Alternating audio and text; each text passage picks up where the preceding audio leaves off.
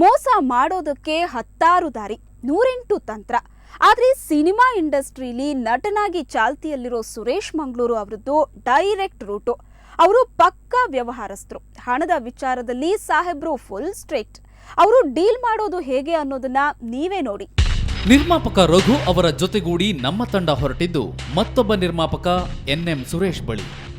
ಇವರ ಕಾರಂಜಿ ಚಿತ್ರಕ್ಕೆ ಕೂಡ ಈ ಬಾರಿ ಸಬ್ಸಿಡಿ ಸಿಕ್ಕಿಲ್ಲ. ಇದರಿಂದ ನೊಂದಿರೋ ಇವರು ಸಬ್ಸಿಡಿ ಕಮಿಟಿಯ ರಾಜಕೀಯದ ಬಗ್ಗೆ ಕೆಂಡಕಾರ ತೊಡಗಿದ್ರು. ಇವರನ್ನು ಜೊತೆಗೆ ಸೇರಿಸಿಕೊಂಡ ನಾವು ನಿರ್ಮಾಪಕ ಹಾಗೂ ನಿರ್ದೇಶಕ ಕೂಡ್ಲು ರಾಮಕೃಷ್ಣ ಅವರನ್ನ ಭೇಟಿ ಮಾಡಿದ್ವಿ. ಕೂಡ್ಲು ಈ ಬಾರಿಯ ಸಬ್ಸಿಡಿ ಕಮಿಟಿಯ ಮೇಲೆ ಆರೋಪಗಳ ಸುರಿಮಳೆಯನ್ನೇ ಸುರಿಸಿದ್ರು. ಸಬ್ಸಿಡಿ ಕಮಿಟಿ ಸದಸ್ಯರು ತಮ್ಮಿಂದ ಹಣ ಪಡೆದ ನಂತರ ಕೂಡ ತಮ್ಮ ಚಿತ್ರಕ್ಕೆ ಸಬ್ಸಿಡಿ ಕೊಡದೆ ವಂಚಿಸಿದ್ದಾರೆ ಎಂದು ಆರೋಪಿಸಿದ್ರು. 2.5 ಲಕ್ಷ ರೂಪಾಯಿ ಲಂಚ, ದುಡ್ಡು ಕೊಟ್ಟರೂ ಸಿಗ್ಲಿಲ್ಲ ಸಬ್ಸಿಡಿ ಕೊಡಿಸ್ತೀನಿ ಅಂತ ಸುರೇಶ್ ತಮ್ಮಿಂದ 2.5 ಲಕ್ಷ ಲಂಚ ಪಡೆದಿದ್ದಾರೆ ಅನ್ನೋದು ಕೂಡ್ಲು ರಾಮಕೃಷ್ಣ ಆರೋಪ. ನಮ್ಮ ತಂಡ ನಿರ್ದೇಶಕ ಕೂಡ್ಲು ಅವರನ್ನು ಕರೆದುಕೊಂಡು ಸಬ್ಸಿಡಿ ಕಮಿಟಿಯ ಏಜೆಂಟ್ ಹಾಗೂ ಮೇನ್ ಡೀಲರ್ ಸುರೇಶ್ ಮಂಗಳೂರು ಅವರನ್ನ ಮೀಟ್ ಮಾಡಿ ಮಾತನಾಡೋದಕ್ಕೆ ಹೊರಟ್ವಿ. ಅದಕ್ಕಾಗಿ ಬೆಂಗಳೂರಿನ ಆನಂದರಾವ್ ಸರ್ಕಲ್ ಬಳಿ ಇರೋ ಸುಪ್ರಭಾತ ಲಾಡ್ಜ್ಗೆ ತೆರಳಿದೆವು. ಅಲ್ಲಿ ಆ ಪುಣ್ಯಾತ್ಮ ಸುರೇಶ್ ಮಂಗಳೂರು ನಮಗೆ ಯಾವ ರೂಪದಲ್ಲಿ ದರ್ಶನ ಕೊಟ್ರು ಅನ್ನೋದನ್ನ ನೀವೇ ನೋಡಿ.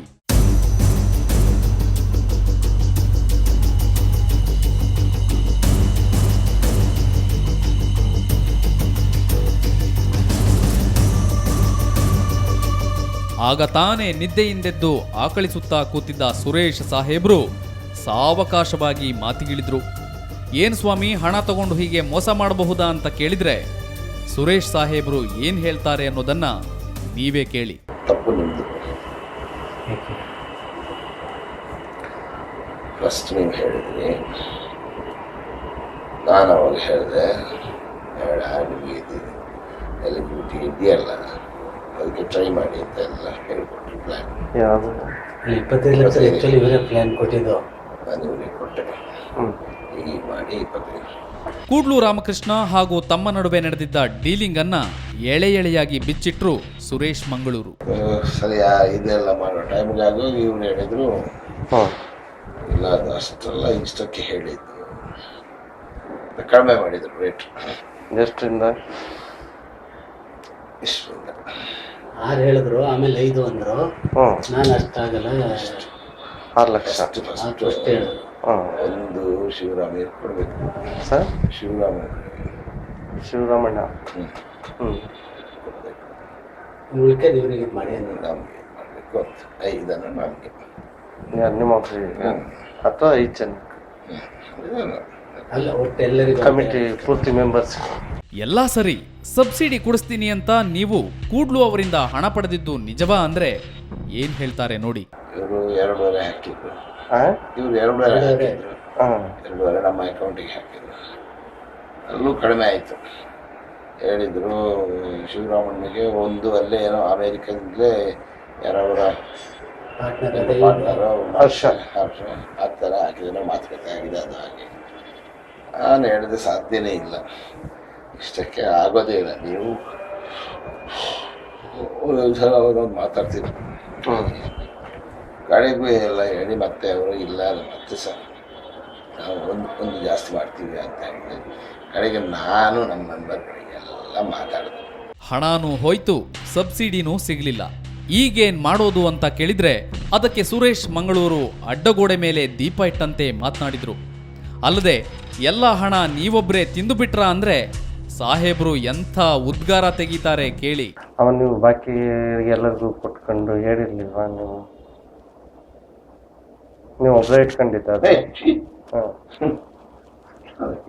ಇವರು ರವಿಶಂಕರ್, ಮಾದೇವ್ ಅವರು, ಇವರು ಎಲ್ಲರೂ ಹೇಳಿದೆ. ನಾವು ಅವ್ರು ಮೈಂಡ್ ಚೇಂಜ್ ಮಾಡಿದ್ದಾರೆ. ಅವಳು ಒಳಗಿಂದ ಒಳಗೆ ಆಯ್ತು ಅಂತ ಹೇಳಿದ್ರು, ಮಾಡುವ ಅಂತ ಹೇಳಿದ್ರು, ಕೊಡುವ ಅಂತ ಹೇಳಿದ್ರು, ಮಾಡುವ ಅಂತ.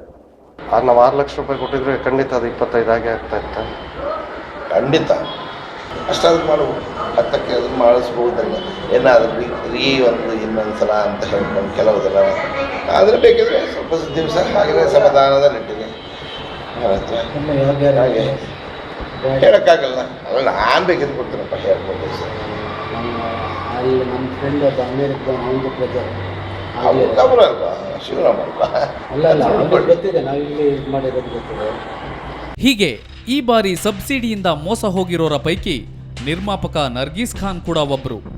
ಚಮಕಾಯಿಸಿ ಚಿಂದಿ ಉಡಾಯಿಸಿ ಪೊಲೀಸ್ ಕ್ವಾರ್ಟರ್ಸ್ನಂಥ ರಿಮೇಕ್ ಚಿತ್ರಗಳಿಗೆ ಸಬ್ಸಿಡಿ ಕೊಟ್ಟಿರೋ ಕಮಿಟಿ ತಮಗೆ ಮೋಸ ಮಾಡಿದೆ ಅನ್ನೋದು ಇವರ ಆರೋಪ. ಈಗ ಎಲ್ಲರೂ ದುಡ್ಡು ಕೊಟ್ಟೆ ತೊಗೊಂಡಾರೆ. ಇಲ್ಲಿ ಬೇಡದು ರೀಮೇಕ್ ಪಿಕ್ಚರ್ಗೂ ಕೊಟ್ಟಿದ್ದಾರೆ. ಈಗ ಇಲ್ಲಿ ಇವು ಪಿಕ್ಚರ್ಗೆ ಎಲ್ಲ ಬೇಕಾಗಿ ಪಿಕ್ಚರು ಆ ಎಂ ರಮೇಶ್ ಪಿಕ್ಚರ್ಗೂ ಕೊಟ್ಟಿದ್ದಾರೆ. ಪೊಲೀಸ್ ಕ್ವಾರ್ಟರ್ಸ್ ಹೌದು, ಹಾಂ, ಈ ಸಾಲಿನಲ್ಲಿ ಪೊಲೀಸ್ ರೀಮೇಕ್ ಅದು ಗಲಾಟೆ ಆಗಿತ್ತು ತಮಿಳ್ ಪಿಕ್ಚರ್ ಅಂತ, ಅದು ಕೊಟ್ಟಿದ್ದಾರೆ. ಇಲ್ಲಿ ಏನಾಗಿದೆ ಅಂದರೆ ಯಾರ್ಯಾರು ಇದು ಇರ್ತಿದ್ದು ಅವ್ರಿಗೆ ಅವರು ಹೆಲ್ಪ್ ಮಾಡ್ತಾ ಇದ್ದಾರೆ. ಇಲ್ಲಿ ಬಡವರು ಕಷ್ಟ ಆಗಿ ಕಳ್ಕೊಂಡವ್ರಿಗೆ ಏನು ಹೆಲ್ಪ್ ಇಲ್ಲ, ಸುಮ್ಮನೆ ಕಮಿಟಿ ಮಾಡಿರೋದು ಒಂದೇ. ಆದರೆ ವಾರ್ತಾ ಇಲಾಖೆ ಅಧಿಕಾರಿಗಳು ಮಾತ್ರ ಇದಕ್ಕೆಲ್ಲ ನಿರ್ಮಾಪಕರೇ ಹೊಣೆ ಅಂತಾರೆ. ಸಬ್ಸಿಡಿ ಕಮಿಟಿಗೆ ತಾವು ಇಲಾಖೆ ವತಿಯಿಂದ ಪರಿಣಿತರನ್ನೇ ಆಯ್ಕೆ ಮಾಡ್ತೀವಿ, ಆದರೆ ನಂತರ ಸಿಎಂ ಆಫೀಸ್ನಲ್ಲಿ ಬದಲಾವಣೆಗಳಾಗ್ತವೆ ಅಂತ ನೇರವಾಗಿ ಮುಖ್ಯಮಂತ್ರಿ ಕಚೇರಿಯತ್ತ ಬೆರಳು ತೋರಿಸ್ತಾರೆ. ನಾವೇನೋ ಕಮಿಟಿ ಮಾಡ್ತೀವಪ್ಪ, ಅದು ಇರ್ತಕ್ಕಂಥ ಅರ್ಹತೆ ಯಾರಿಗಿದೆ ಅಂತ ಹೋಗುತ್ತದೆ. ಕಮಿಟಿಲಿ ಇಂಥವ್ರನ್ನೆಲ್ಲ ಅಂದ್ರೆ ಅದಲ್ಲ ಇವ್ರೆ, ನಾವು ಹಾಕ್ತೀವಿಪ್ಪ. ಅದು ಅಲ್ಲಿ ಏನ್ ಗೊತ್ತಾ, CM ಆಫೀಸ್ಗಳಲ್ಲಿ ಬದಲಾವಣೆಗಳು ಮಾಡ್ತಾರೆ. ನಾವೇನ್ ಬೇಡ ಅನ್ನಕ್ಕಾಗುತ್ತಾ? ಈ ಅಭಿರುಚಿ ಚಂದ್ರು, ಮಹಾದೇವ್ ಅಂತ ಹೇಳಿ ಅವರು, ಸುರೇಶ್ ಮಂಗಳೂರು, ಇಂಥವ್ರನ್ನೆಲ್ಲ, ಆಮೇಲೆ ಕೆಲವರು ರವಿಶಂಕರ್, ಇವ್ರನ್ನೆಲ್ಲ ಹಾಕಿದ್ದಾರೆ. ನಾಗಭರಣ ಅವರು ಹಾಕಿದ್ದಾರೆ. ನಾವೇನು ಅಧ್ಯಕ್ಷರ ಪರವಾಗಿ ಅವ್ರನ್ನ ಹಾಕ್ತೀವಿ, ಬೇಡ ಅನ್ನಕ್ಕಾಗ್ತ. ಇಲಾಖೆಯಲ್ಲಿ ನಾವು ಯಾರನ್ನು ಬೇರೆ ಹಾಕಿರ್ತೀವಿ, ಒಂದೊಂದು ಕ್ಷೇತ್ರದಲ್ಲಿ ಪರಿಣಿತರನ್ನ ಹಾಕಿರ್ತೀವಿ. ನಾನೇ ಹಾಕೋದು ಅವ್ರನ್ನ. ಬಟ್ ಅವರೆಲ್ಲ ಹಿಂಗೆ ಅಲ್ಲೆಲ್ಲ ಬದಲಾವಣೆ ತಗೊಂಡು ಹಂಗೆ ಮಾಡಿಸ್ಕೊಂಡು ಹಿಂಗೆ ಬರ್ತಾರೆ. ನೀವು ತಡವಾಗಿ ಬಂದಿದ್ದೀರಿ, ಬೇಗ ಬಂದಿದ್ರೆ ಏನಾದರೂ ಮಾಡಬಹುದಿತ್ತು ಅಂತ ನಮ್ಮನ್ನ ಕಳಿಸಿಕೊಟ್ಟವರು ಮಹದೇವಯ್ಯನವರು. ನಮ್ಮ ಪ್ರೊಡ್ಯೂಸರ್ಗಳು ಹೇಳಿದ್ರು ಕೆಲವರು, ಮಹದೇವಯ್ಯ ಸಾಹೇಬ್ರು ಇದ್ದಾರೆ. ಅದು ಕಮಿಟಿ ತೀರ್ಮಾನ ಆಗೋಯ್ತು. ನೀವು ಮೊದಲೇ ಅಂತೇನಾದ್ರು ಹೇಳಿದಿದ್ರೆ ನಮ್ಗೆ, ಅದನ್ನ ಇದನ್ನ ಇನ್ನೊಂದ್ಸಲ ನೋಡಿ ಹಾಕಿ ಅಂತ ಹೇಳಿ ಏನೋ ಇದು ಮಾಡಿಸ್ಕೊಂಡಾಗ ಇದು ಮುಗಿದ ಮೇಲೆ ಬಂದಿದೆ. ಯಾವುದು ಗುಣಾತ್ಮಕ ಚಿತ್ರವೋ ಯಾವುದು ಅಲ್ಲವೋ, ಅಂತೂ ಸಬ್ಸಿಡಿ ಹೆಸರಲ್ಲಿ ಲಕ್ಷಾಂತರ ರೂಪಾಯಿ ಬಿಕರಿಯಾಗಿದೆ. ಇದು ಪ್ರತಿ ವರ್ಷ ರಿಪೀಟ್ ಆಗ್ತಿದ್ರೂ ಸರ್ಕಾರ ಕಣ್ಣು ಮುಚ್ಚಿ ಕೂತಿರೋದು ಅನೇಕ ಅನುಮಾನಗಳಿಗೆ ಎಡೆಮಾಡಿಕೊಡ್ತಿದೆ. ಚಿತ್ರರಂಗದ ಮಂದಿ ಮಾತ್ರ ಇದರ ವಿರುದ್ಧ ಪ್ರತಿಭಟನೆ ನಡೆಸಲು ನಿರ್ಧರಿಸಿದ್ದಾರೆ. ಏನು ಮಾಡಕ್ಕಾಗಲ್ಲ, ಕಮಿಟಿ ತೀರ್ಮಾನ ಫೈನಲ್. ಇವಾಗ ನೋಡಿದ್ರಲ್ಲ, ಸಿನಿಮಾ ಮಂದಿ ಹೇಗೆಲ್ಲ ಜನರ ತೆರಿಗೆ ಹಣವನ್ನ ಲೂಟಿ ಮಾಡ್ತಿದ್ದಾರೆ ಅಂತ. ಇಂತಹ ಖದೀಮ್ರಿಂದಾಗಿ ಕನ್ನಡತನ ಇರೋ ಚಿತ್ರಗಳು ಇವತ್ತು ಅಪರೂಪವಾಗ್ತಿವೆ. ಪರಭಾಷಾ ಚಿತ್ರಗಳು ಹಾಗೂ ಸ್ವಮೇಕ್ ಹೆಸರಿನ ರೀಮೇಕ್ ಚಿತ್ರಗಳು ಹೆಚ್ಚಾಗ್ತಾ ಇವೆ. ಅಲ್ಲದೆ ತರ್ಕಾತೀತ ಹಿಂಸೆ ಹಾಗೂ ಅಶ್ಲೀಲತೆ ನಮ್ಮ ಚಿತ್ರಗಳಲ್ಲಿ ಹೆಚ್ಚಾಗ್ತಾ ಇದೆ. ಸರ್ಕಾರದ ಸಬ್ಸಿಡಿಯನ್ನ ರಾಂಗ್ ರೂಟ್ನಲ್ಲಿ ಪಡೆಯೋ ಇಂತಹ ಟ್ರೆಂಡ್ಗೆ ತುರ್ತಾಗಿ ಬ್ರೇಕ್ ಹಾಕಬೇಕಾಗಿದೆ. ಇದೇ ಈ ಹೊತ್ತಿನ ವಿಶೇಷ. ಕ್ಷಣ ಕ್ಷಣದ ಸುದ್ದಿಗಾಗಿ ನೋಡ್ತಾ ಇರಿ ಸುವರ್ಣ ನ್ಯೂಸ್ 24/7.